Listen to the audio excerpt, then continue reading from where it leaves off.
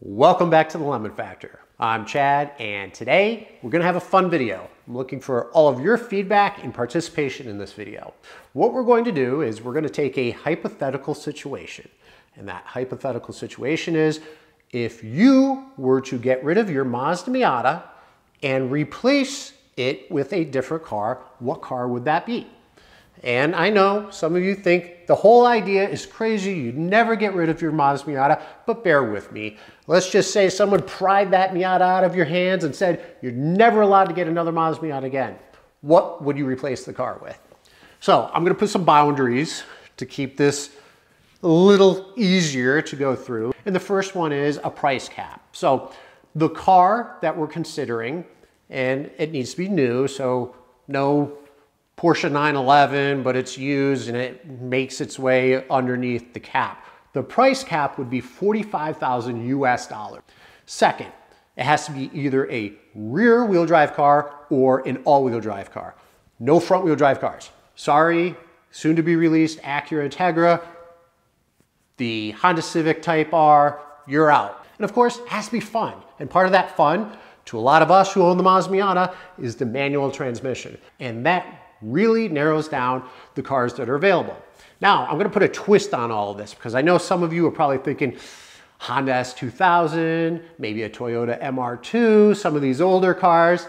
I get it, I think that's been done. In this video, we're gonna focus on either newly released or soon to be released cars. I'm gonna give you my top 5 that I believe are close competitors or cars that you might wanna consider if you were to replace your Mazda Miata. So if you're interested in hearing more, then stay tuned.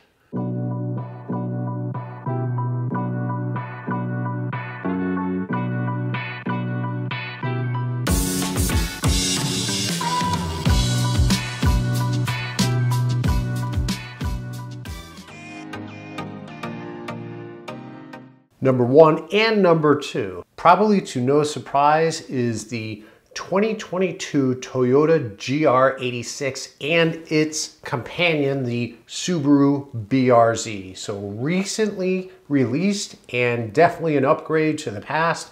I've always liked how this car looked, always been very interested and quite frankly surprised that I've never purchased one. I do think it is very similar to the Mazda Miata in the sense that it is a rear-wheel drive car, a car that is known to be playful, known to have the same feeling as the Miata in the sense that it is a momentum car. It's made for cornering, it's made for drifting for some.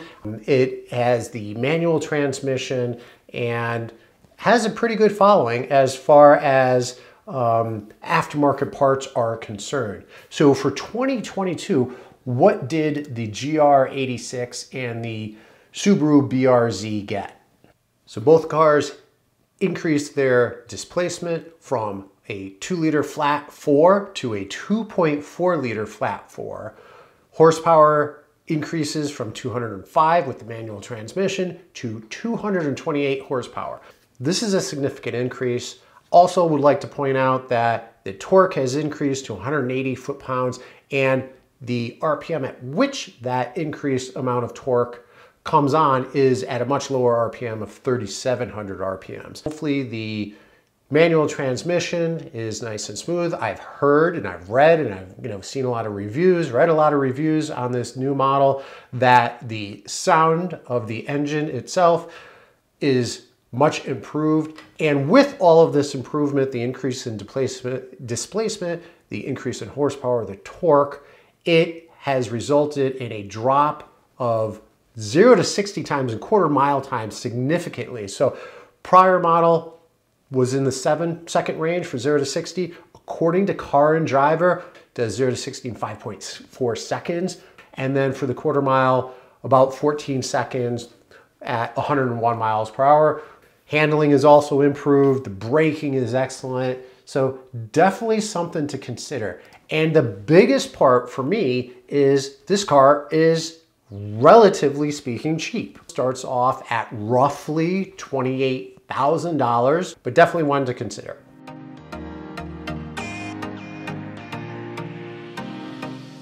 And number 3 is yet to be released here in the US is the Toyota GR Yaris. This little car amazes me. 268 horsepower out of a 3-cylinder turbocharged car. I love how it looks. It's just so compact, and to know that it has all-wheel drive, that all that power can be put down to the ground through all 4 wheels with a manual transmission is exciting to me. So I hope it looks as good in person as it does online. I am anxiously awaiting the release date and the US specs for this car. We don't know for sure yet if it's going to be the same as overseas, if they're going to tweak it, and if they do, is it going to be more or less horsepower?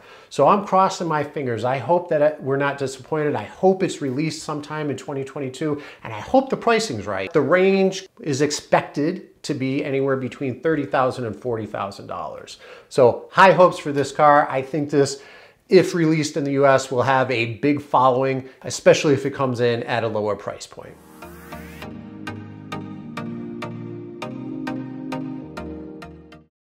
Number 4, the 2023 Nissan Z.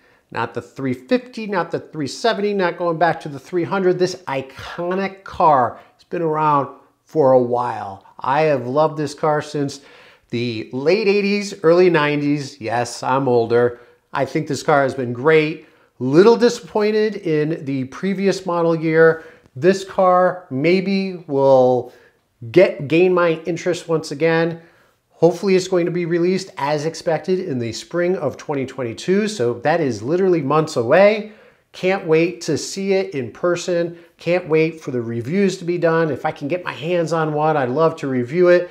With 400 horsepower and 350 foot-pounds of torque, 0 to 60 in under 5 seconds, this car will be a performer. 2-seater, rear-wheel drive, meeting our criteria. If it starts at $40,000, I think that'd be a great price point. If it's not overly heavy, that this car will definitely be a big performer, especially for those of you who are looking still to stay in a fun rear-wheel drive car, but to get some additional performance as far as additional horsepower. You're looking for something that can, accelerate from 0 to 60 quarter mile a lot faster than the Miata. Miata was not made. It was not made to go fast in a straight line, and I think we all know that. And some of us, including myself, sometimes wish that the Miata had a little bit more horsepower.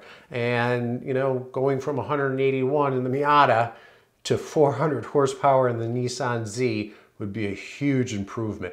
Let's just hope that the new 2023 Nissan Z is a fun car to drive. My fear is that this is going to be a heavy car, that it's not going to be fun and tossable. I'm not expecting the Mazda Miata. It's definitely going to be heavier than that, but still, if they can make it responsive and enjoyable, if they can make a nice, slick, smooth, shifting manual transmission, I think it would definitely be a contender.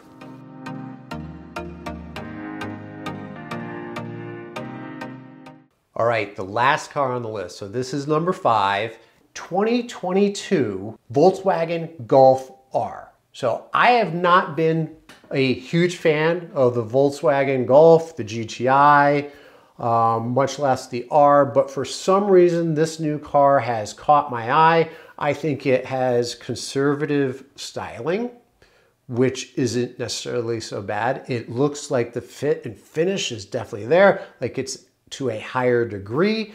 And with this new Golf R producing 315 horsepower and 295 foot-pounds of torque, 0 to 60, according to some reviews, of even under 4 seconds. Even if it is in 4 seconds, this is a fast car. All-wheel drive, just like the Toyota GR Yaris, all-wheel drive. So you get a small, fun hatchback that has all-wheel drive that can take advantage of that increased horsepower and torque. If history repeats itself, it'll be very tunable, like previous generations of the Golf R, and you'll be able to increase, cross your fingers, be able to increase that horsepower and torque. And also be able to take advantage of it, right? So you'll be able to get that power to the ground with that new all-wheel drive system.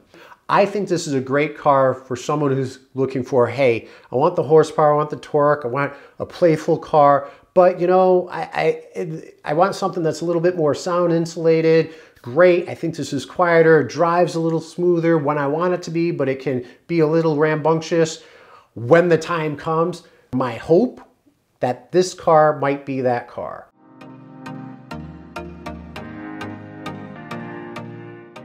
All right, so what did you think of the list? Was that whole list just absurd? Was it blasphemy to even talk about getting rid of your Mazda Miata?